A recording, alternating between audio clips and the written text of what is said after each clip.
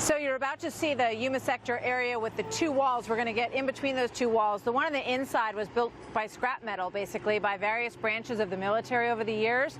And then the one that's closer to where we are now was built in 2006 as part of the Secure Fence Act, which was a bipartisan agreement. President Obama, Secretary Clinton, Senator Schumer all voted for this second fence, but in a lot of areas it's not in nearly the kind of shape that it is in behind us right here. So we went there earlier with Secretary Nielsen. We also were joined by Border Patrol Commissioner Kevin McAleenan and ICE Acting Director Ronald Vitello. So you can see what their agents are facing firsthand. Watch this. So describe where we are right now. We're between the two fences. Yes. So we've got primary and secondary, and basically it's an enforcement zone. So what it allows is if someone comes over one, we have time to apprehend them, and then we have yet another impedance denial on the second side. And not everywhere's like that, Kevin, but we're trying to build primary. This is Kevin McAleenan, the commissioner, and Ron Vitello of ICE. Thank you guys for being with us today. Give us a sense. So what happens? Somebody climbs over here, they drop down. We've all seen that night video, and you can see people. It's quite quiet right now. But describe to us what it's like at night and what happens when that transpires. So as the Secretary alluded to, this is a good enforcement zone for us. We've got double layer fencing. We've got a wide area where we can bring our vehicles in. We've got footprints that we can track in the sand here. So we'll be tracking this with cameras. We'll have lighting. We have sensors. So our agents will be able to respond if anybody crosses here. But this is a much older type of fence that we're improving right now with President Trump's border wall investments. We've put about 30 miles in the ground already, expanding that area. And we're going to see a lot more border enforcement zone like this, but supported by a modern wall system up front. So this part of the wall was part of the Secure Fence Act in 2006 under President Bush, right?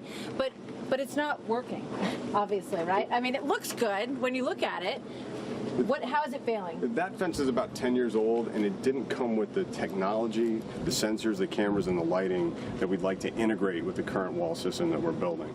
So we've had to add on those capabilities later. But this is actually a well-controlled area with the double fencing. We need to be able to see through the wall as well. So the new wall we're putting in has more features that are more advantageous for border security. So when you hear the people in the caravans say things like, "We don't care, we're coming, we're going to cross that border," they're all revved up and they're excited, and many of them say they just want a better life, they want to get a good job. But when you hear them say that, and your job is to protect this border, what goes through your mind? That we need to be ready. We are simply not going to let a large group of people push into our country unlawfully. We're going to be prepared with extra agents and officers here on the line. We're going to be partnering with state and local law enforcement, and we're going to have DoD support. We have 1,600 Department of Defense professionals, National Guardsmen supporting us in all 4 border states right now to detect who's crossing and help us vector and interdict them. It's going well, very well. It's a tremendous partnership for us. But once they land here on this sand, I'm seeking asylum. Correct. Yeah, the Secretary outlined the challenges of our legal system already. And we don't see that with single adults or criminals or smugglers. They're actually trying to evade our Border Patrol agents. So we have to apprehend them. But for families and children who are going to claim asylum, they actually look for a Border Patrol agent to turn themselves in to start their process because they know they'll be released and allowed to stay during their court proceeding. So describe Yuma to me a little bit. You know, what's unique about this area? What are the challenges in Yuma? And on a tough night, what is it like out here? So Yuma apprehends a little over 100 people a day crossing the border illegally. Really? Yeah, we have a city on the south side, San Luis Rio, Colorado, about 150,000. On the north side, it's Yuma. It's a little smaller, 90,000. It's an agricultural area. But this is a smuggling route all the way from Guatemala to this border. We have transnational criminal organizations that are selling a dream and saying, if you come with us, we'll get you into the United States. You'll be able to stay successfully. And they bring them along the whole route. Unfortunately, it's a very violent, dangerous, and difficult journey for so many vulnerable people. Secretary, give people some ideas of what that violence looks like. Yeah, I mean, I mentioned some of them before. It's graphic violence. It's traumatic violence.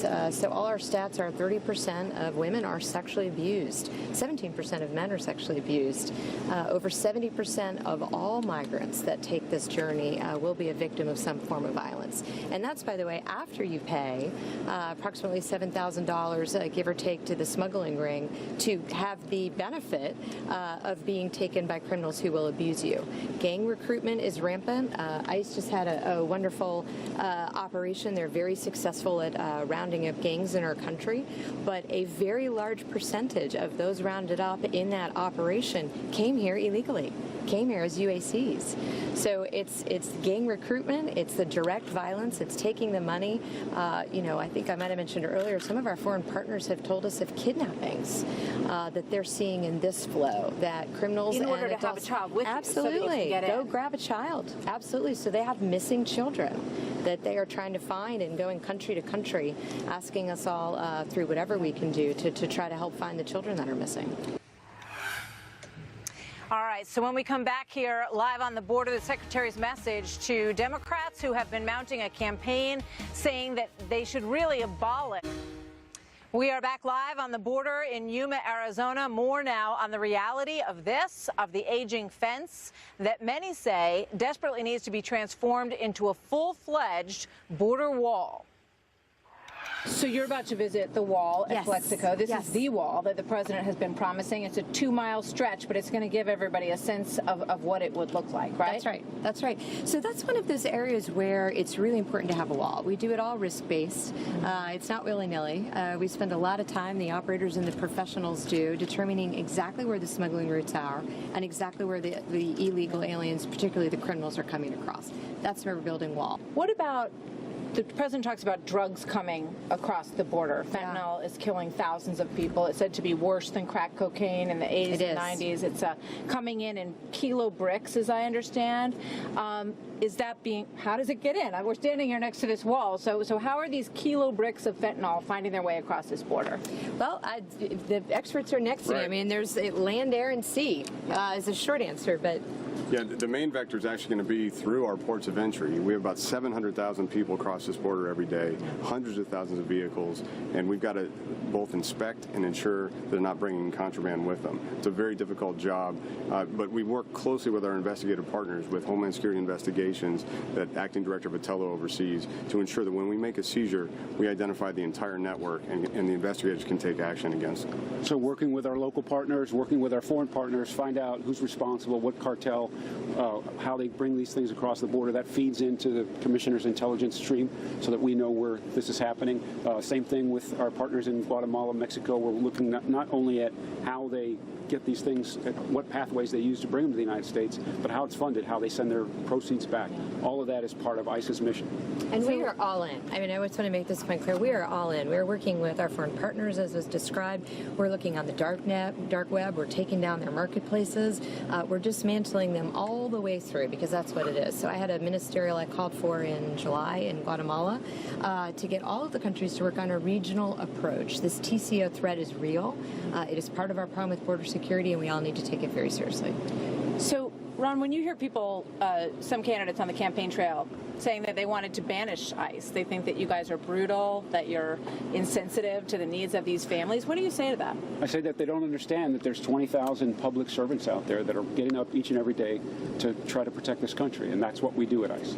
We investigate transnational criminal organizations, we take down the money, the dark web investigations, and then ICE, ERO, the Enforcement Removal Operations, does a very important job working with CBP to take the detainees that they have and put them through their due process so that they can be removed. That's what the folks at ICE do. It's a necessary element of what the department brings to the overall safety and security of this country.